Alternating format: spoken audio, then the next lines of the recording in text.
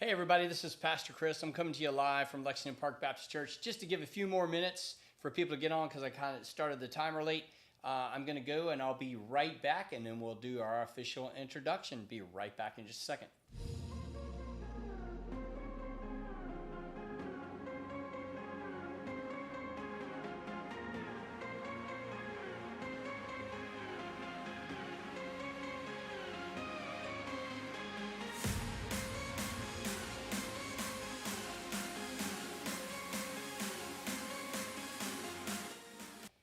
All right, hello everyone. This is Pastor Chris. I'm coming to you live from Lexington Park Baptist Church's PC Studios.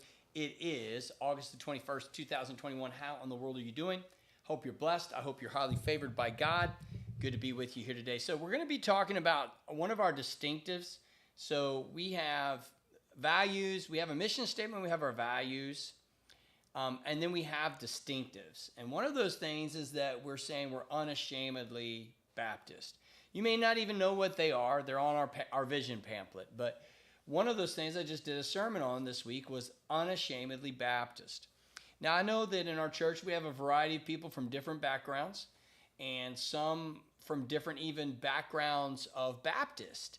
But we all come from one Lord, one faith, one baptism. We all belong to Jesus. So as I say this, I don't arrogantly taunt that we are Baptist. I say that we are Baptist and we're unapologetic because we really believe in the doctrine and we really believe in how the Baptist church functions. And that I really believe that the faith or the practice of our faith tenets of the Baptist way are the most accurate scripturally. Now, does that mean that every other denomination is wrong? No. In fact, I say this often. Heaven's going to be filled with many more people than Baptists. And there'll be some Baptists that don't make it. There are going to be some people that claim that they're Baptist with every dying breath, but they don't know Jesus. Listen, we are Christ followers. So as I say unashamedly Baptist, it is with this assumption. You are truly a Christ follower. You believe in Jesus Christ. You want to honor his word. And you understand that the church is a body of believers that has come together with core tenets of faith that we believe in. And to serve, and our number one goal is not to have Baptist distinctives. Our number one goal is to share the gospel. That's every single church. Our holiness and worship, our ability to be witnesses in the world. We are called to ministry, we are called to holiness, and we are called to share the gospel. So you are called to live holy, you are called to be a witness to the world, and you are called to serve in ministry. And we do that through the local body of believers, where we come together with what we believe. So there were three distinctives that I talked about as part of this Unashamedly Baptist. One is that we have the authority of the scripture, we have access to God as the priesthood of believer, and that we have the autonomy of the local body of believers through our membership and through how we cooperate together with others. I'm going to take Tuesday, Wednesday, and Thursday to delve into that, what I preach specifically Sunday. I want to recognize the Baptist Faith and Message.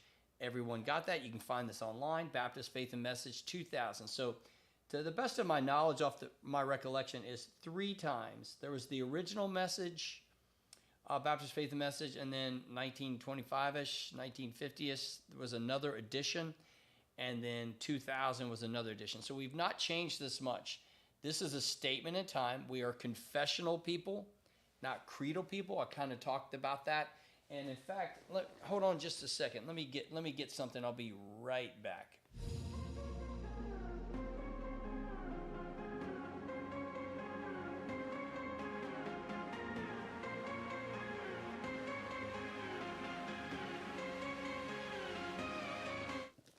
I had to step into my my library to show you a few things. So if you're ever interested in anything, so Baptist Heritage by Macbeth, excellent resource if you want to know about how we became Baptist. Baptist polity, again, just kind of how we kind of conduct ourselves is another thing you could do. And then, as I was speaking of, Baptist confessions, right? So however the wording comes out good, right? Baptist confessions of faith.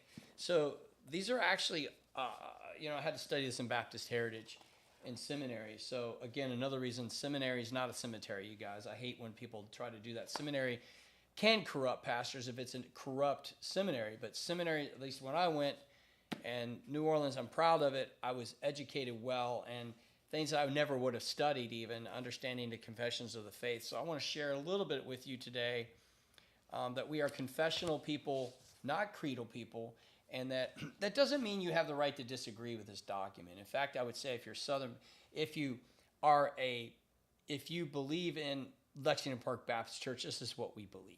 This is kind of like our confessional statement of faith. And so you should align with that. You should say, yep, I'm with it. I'm down with it. Your preferences may be different. Like you may say, I come from churches that are non-denominational. Okay, or I come from churches that had elders. Or I come from churches that had trustees. Or I've come from churches that practice different gift sets of the spiritual gifts. Okay, but this is what we do. And that's not we're saying that other people that practice otherwise are not going to be in heaven. This is heaven's a big tent, and we're going to find out we did things wrong, and we did things right, and vice versa for everyone. So there's no perfect church, but God has given us different flavors and different varieties. Extremely important. We'll talk about that when we get to autonomy. But as far as confession is what we profess. That's it. Now, it's not a creed to be dictated down. It is something that each man's conscience must heed to. And so I want to encourage you that the confession of our faith in the Baptist faith and message should be something that we confess to, that we profess to, that we believe in, and it should unify. What I talk about is not the authority or the access or the autonomy, but rather the ordinances of our church. And there are only 2 ordinances. And if you know what they are, as I talk a little bit, write them in right now. What are the 2 ordinances of the church? There are only 2. We do not have sacraments. And this is really, really important. We don't have sacraments. Sacraments impute salvation. The only thing that imputes salvation upon you is Jesus Christ. Okay? That's it. By the way, I haven't seen anybody write anything in. So if you're out there and you haven't written it in, we practiced both of the ordinances this past Sunday. There you go, Keith Brooks. We got it. Baptism and Lord's Supper. Those are the 2 ordinances. Now, what's ordinance mean? If you're military type, or if you're a boom from the Navy or artillery guy, right, in the Army, then you're thinking, hey, this is ordnance, what we're sending down range. Not the right ordinance. The ordinance is something that's ordered. So we are ordered by God to practice by faith baptism and to practice by faith the Lord's Supper. And these 2 things the church should do. And so it's a commissioning to the church. It's an order to the church. And so we believe that as Baptists. Now, other denominations come from sacraments. Sacraments are you do something and it brings salvation to you. Listen, baptism doesn't bring salvation to you. The Lord's Supper doesn't bring salvation to you. Yeah, I know Catholics teach you that, or other denominations, Lutheran might have some of that. And sprinkling of the water of kids and infant baptism like a new covenant. Guys, that just sounds great. It's a good idea. It's just not in the Bible. You must believe to be saved. It's by faith that you're justified. It's by faith that you come to a salvation knowledge of Jesus Christ. It's by faith.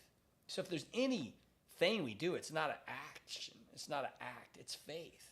It's belief. That's it. That's it. Jesus did it all. You are not saved by works. You're saved by faith. Just simply, I believe what Jesus did. I accept what Jesus did. And so when we do that, there's a couple things that should happen. Because we're followers of Jesus and believers now, we want to enter in the ordinance of baptism and practice the ordinance of the Lord's Supper. So a little bit of Baptist heritage, I shared that book with you, is that you understand is, my understanding is when we became, the Baptist faith started to emerge from the Reformation, and those of the English church or Catholic church would say, look, there's those baptizers. Well, why were they calling us baptizers? Because one of the core tenets of our faith was that when you have a profession of faith in Jesus, I believe in Jesus, that you have a believer's baptism. So what happened with the Church of England or Anglican Church and the Episcopal Church and Catholic Church is we're baptizing as infants into the church as a sacrament. We're coming around, no. You have professed Christ. Now you make a decision to follow Jesus in obedience in baptism. And that is the believer's baptism.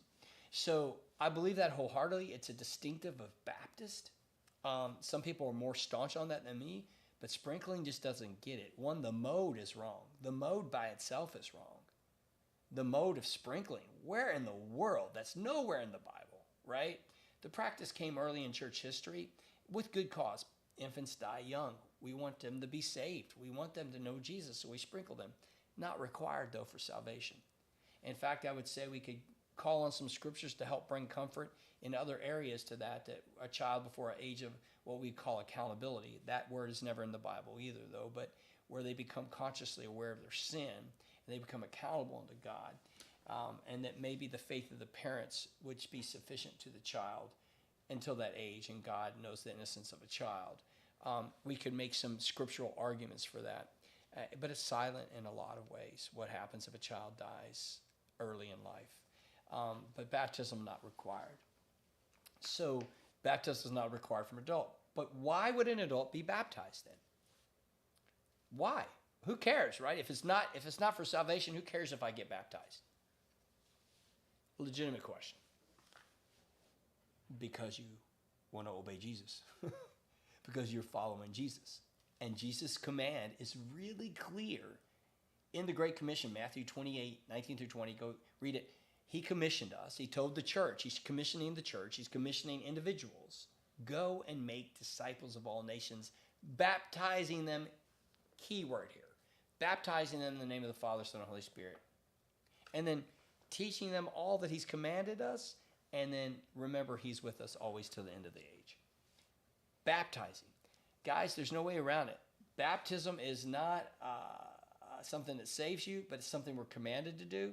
It's something Jesus commissioned us to do. So we got to get our arms around this. I've seen people with all kinds of bizarro thoughts. Well, we're just baptized in the Spirit. You were baptized in the Spirit? Yeah, when you got saved. But that's not the baptism he's talking about. Jesus was a water baptism. When you go back and look in the Gospel of Matthew chapter 3, Jesus was baptized. He was dunked in water, baptizo. He was immersed in water. He did it as an example for us so that we too would follow through. Because no longer John the Baptist's baptism. It's a baptism of Jesus. We've been baptized by His Spirit. We need to be baptized by water immersion and to prove that we're believers in Jesus. Now, if you can't do that, like practically you die, right? Okay, God gets that. If you're in desert and there's no water, Jesus gets that, right? I mean, there could be some extreme examples where what if this, what if that? But that's not the norm. You need to be baptized. You need to be baptized as a believer's baptism if you're a believer in Jesus Christ, showing your faith put in Him. One, it's symbolic. I want to talk about that symbolism. His death, burial, and resurrection. Romans 6, 1 through 4. Man, clearly, Paul is writing and saying, look, should I keep sinning just because I've been saved? God forbid, no way. And he goes, don't you know you've already, just like Jesus, you've died to yourself to be raised to walk in this newness of life. Just like Jesus died and was raised, you have died to your sin, to self. And you've been raised to walk in this new way of life, of following Jesus. That's what baptism represents, you all. That's the symbolism of baptism. So we need to follow it. By the way, in the Baptist Faith and Message is an entire section here called Baptism and Lord's Supper. I encourage you to read it. It tells you what we need to do. Now, do we practice everything? First of all, we're not closed communion here. We're open communion. So if you're a believer in Jesus, I want you to take the Lord's Supper with us. So you won't read that now. Also, I don't think that you have to be baptized to take the Lord's Supper. It should be practiced that way. You should move that direction. But if you're a believer in Jesus, the Lord's Supper is something you take to remember Jesus. Now, not every Baptist church agrees with that. All right, so it's a little different. So we, again, because of the autonomy we'll talk about later, it helps us understand that. But we definitely want to do these things. So I want to encourage you, if you're out there today and you're struggling, baptism is a step of obedience. Now, my background a little bit here is this. Look, if you're coming more from a Reformed theology, which we're all Reformation, by the way, so this Reformed theology just gets confusing. But if you're coming more Reformed, high church, or you're coming more from an elder system that's Presbyterian or something of that nature, you're going to have different tenets over this and beliefs over these concepts of baptism and predestination. Listen, what's predestined is the cross, you all. I'm getting into a different area that didn't intend to. But when you read predestination to me, I don't think Jesus lined you up and picked you. That makes no sense because there's too many other scriptures that say stuff like He wants none of us to perish. Well, then why would He pick you up and say, you're in, you're out? Jesus didn't do that. What He predestined was the cross. And in his foreknowledge, he knows who will believe in Jesus. He knows because he's God, he's got foreknowledge, he's eternal, he's outside of time. He can see and knows every decision everyone will make. Therefore, the predestination, the cross predestined us to Christ. Those of us that will believe in Jesus, those that look forward to Jesus and the Messiah coming, and those of us that look back to the cross, we can know we have Jesus. So baptism, though, let's look at this baptism. A believer's baptism is something that we follow through with obedience. Jesus exampled it for us in Matthew 3. Jesus commanded us to do it in Matthew 28. And then Paul writes of the symbolism of it in Romans 6, 1 through 4. So if you're a Baptist believer, you will teach those things and believe those things. So I just want to encourage you. Maybe this can encourage someone else that maybe is struggling with baptism, like you saw Jill this past week get baptized. She comes from a Methodist background, and she understood not to put down the faith that she grew up in. They taught her about Jesus. She loved Jesus, and she was taught to follow Jesus, but she never followed through with a believer's baptism. We've got JC coming up this week. Been a Baptist all of her life, raised in Tennessee, more from a fundamental independent Baptist church. And she's coming, and she's like, I don't know how she got through the Baptist church in her faith. She never was baptized. Maybe she didn't have a pastor like Chris McCombs that would come at her, but she immediately comes and says, I want to do this. I need to do this for me. I've never done it. And so she's getting baptized this week. Like Izzy coming up, this little girl, special needs girl, great Spirit of God at camp this year. I got the privilege to be a part of the team that she came to know Jesus. She immediately comes, and they live in our area, and she wants to be baptized. She's getting baptized this week. So on and on and on. I can give you examples. What are they doing? They believe in Jesus, and then they obey Jesus. They believe in Jesus, and they follow Jesus. And how are they obeying and following Jesus? Through baptism. Now, maybe you too, some of you out there in the audience, you've been baptized. Remember the day of your salvation and rejoice in it. Remember the day of your baptism and be grateful to say, I can remember that. You know, that's kind of like an outward recognition of what God has done inwardly and eternally for me. So there's so much to baptism, but baptism and the Lord's Supper are two doctrines of the church for us that we believe in, that we confess to, that are tenets of our faith that make us unashamedly Baptist. Listen, I'm unashamed of Jesus Christ, Romans chapter 1, 16, right? Go read that whole section there. I'm unashamed of the gospel, for it's the power to save, first into the Jew, then into the Gentile. So at some point, I'm unashamed of that gospel. I'm unashamed of Jesus. I'm unashamed of the Baptist faith and what we profess to. And one of those things is baptism and the Lord's Supper. So I want to encourage you in your faith. I hope this past Sunday you got to witness the baptism and experience that and say, wow, that just thrilled my soul to reconnect with that in my life, but also to celebrate that with my sister in Christ that got baptized.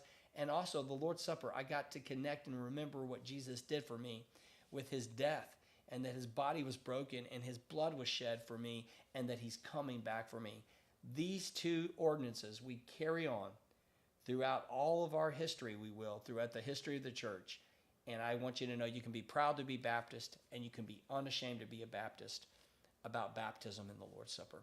Hey, God bless you. Have a great day. Remember these two realities. God loves you. So do I. You take care. See you tomorrow.